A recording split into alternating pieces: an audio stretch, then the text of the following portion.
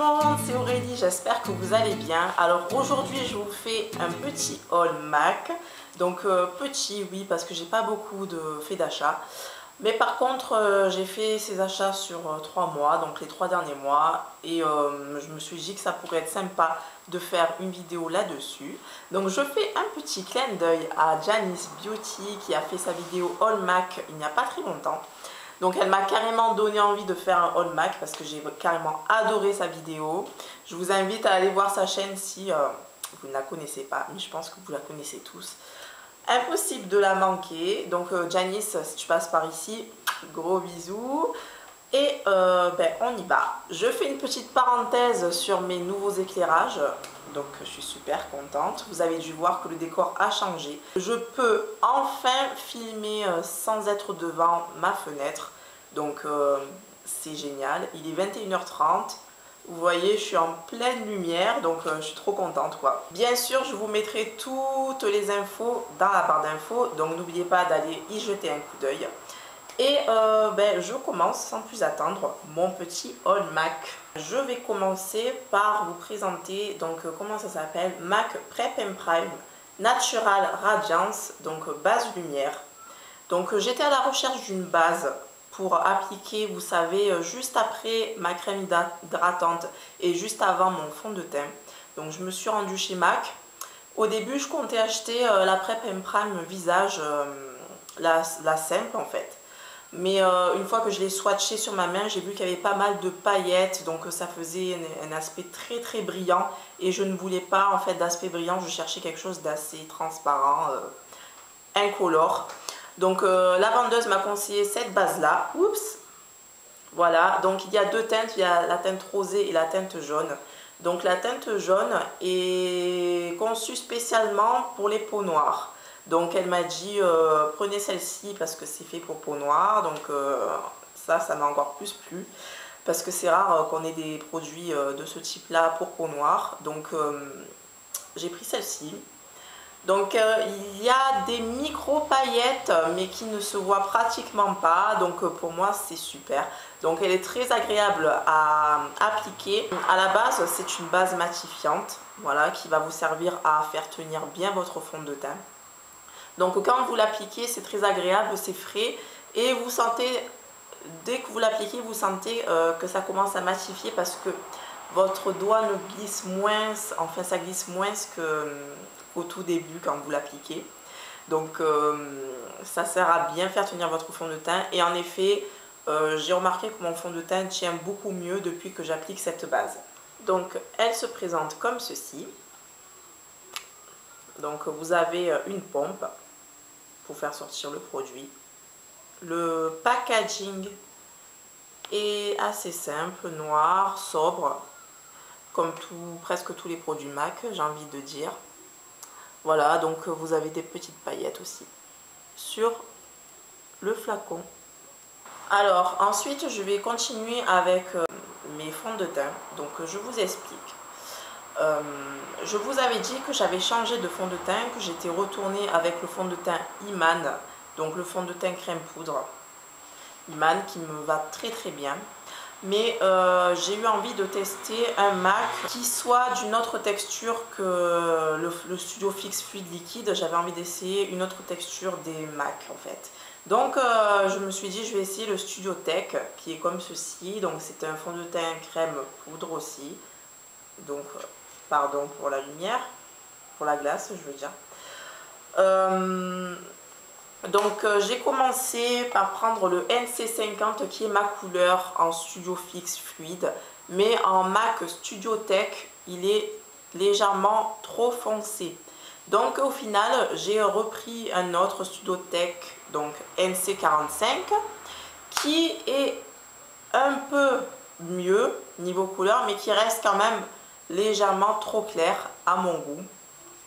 J'ai demandé à ma soeur si c'était trop clair, elle m'a dit que ça allait, mais moi en fait je n'ai pas l'habitude de me voir avec un fond de teint avec une teinte légèrement plus claire que ma carnation, donc en fait pour moi ça me gêne en fait, hein. C'est peut-être psychologique mais j'y arrive pas. Donc ce que je fais c'est que je mélange les deux. Alors là, on est en période d'été, donc je pense que je vais prendre un peu plus de couleurs et que le NC50 m'ira seul. Mais dès que je vais reprendre ma teinte habituelle, je vais mélanger les deux pour essayer d'avoir ma carnation. Voilà, donc c'est un fond de teint qui est très couvrant. Il est très agréable à appliquer aussi. Donc il vient avec une éponge que je n'utilise pas.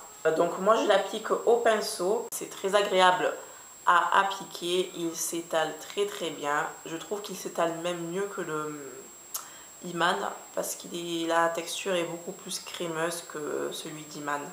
L'Iman me laisse un aspect vraiment mat, alors que celui-ci vous laisse un mat satiné, on va dire. Voilà. Donc j'aime beaucoup ce fond de teint.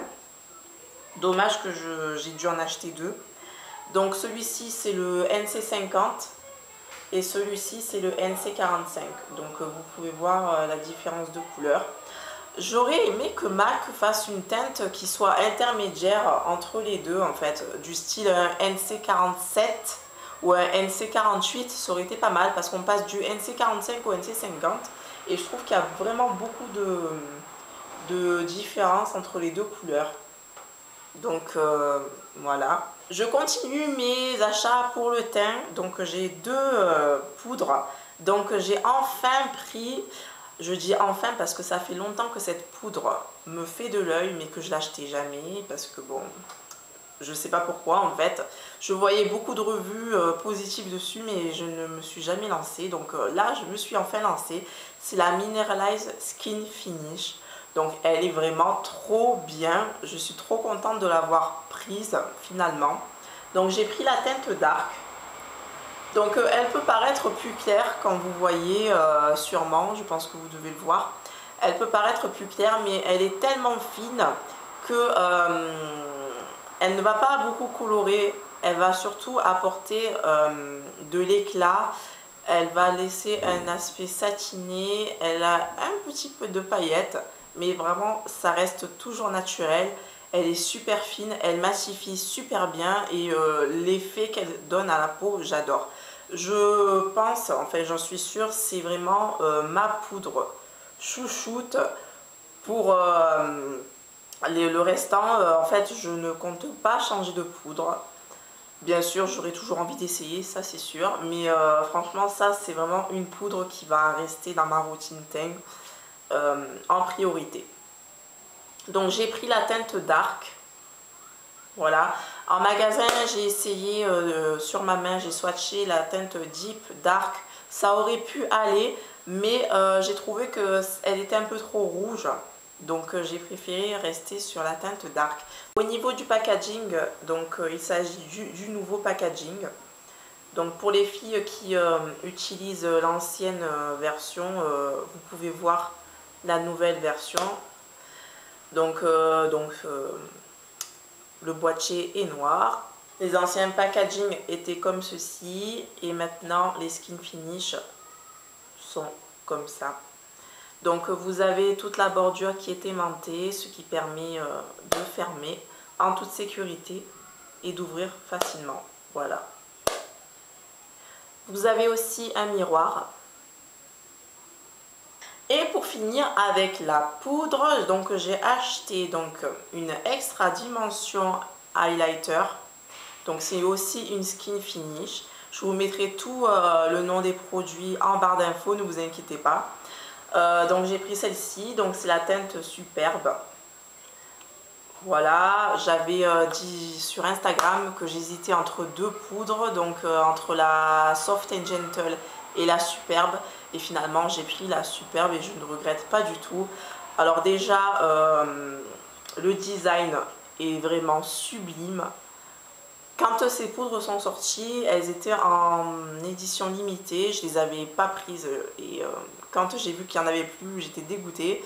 Je trouve qu'elles sont trop belles quoi. Vous voyez, c'est incrusté, il y a marqué MAC. Je crois que ça à l'envers là, non ça va. Il y a marqué MAC et là vous voyez une espèce de vague. Franchement c'est trop joli. Voilà, donc la couleur, c'est une espèce de champagne rosé, enfin, je sais pas trop comment vous décrire la couleur, mais c'est vraiment très beau, très lumineux et j'adore. Je ne regrette pas du tout mon achat. Et pour finir, un petit crayon pour les yeux. Donc en ce moment, j'ai beaucoup envie de me restructurer le dessous de l'œil parce que j'ai très peu de cils, donc ça fait vide en fait quand je me maquille.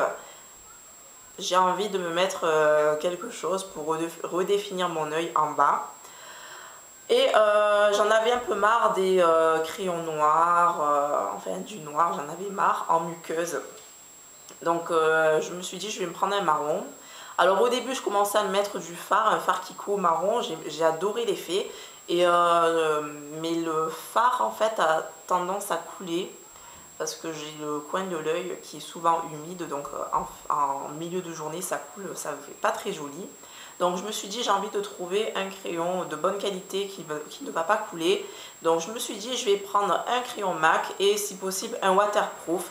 Donc celui-ci c'est le Pro Longwear couleur Rich Experience. Donc c'est un marron foncé, il n'y a pas de sous-teinte rouge. C'est un marron vraiment froid, très foncé. Je ne sais pas si vous le verrez bien. Voilà, donc parfait pour redéfinir naturellement le dessous de l'œil. C'est ce que j'ai en ce moment depuis ce matin. Il n'a pas bougé, il est waterproof, donc j'en suis satisfaite. Et il fait très naturel. Si vous me voyez, vous ne pensez pas que je suis maquillée. Vous pensez tout simplement que c'est mon œil qui est naturellement comme ça. Enfin, je pense, hein. Du moins pour le bas. Parce qu'en haut, j'ai mis un trait d'eyeliner, donc ça, c'est pas naturel. Voilà. Donc, j'adore cet effet-là. Donc, voilà, c'est tout pour mes achats MAC. Je trouve que c'est déjà bien. Voilà, j'espère que la vidéo vous a plu. Je vous fais de gros bisous et je vous dis à très bientôt. Ciao!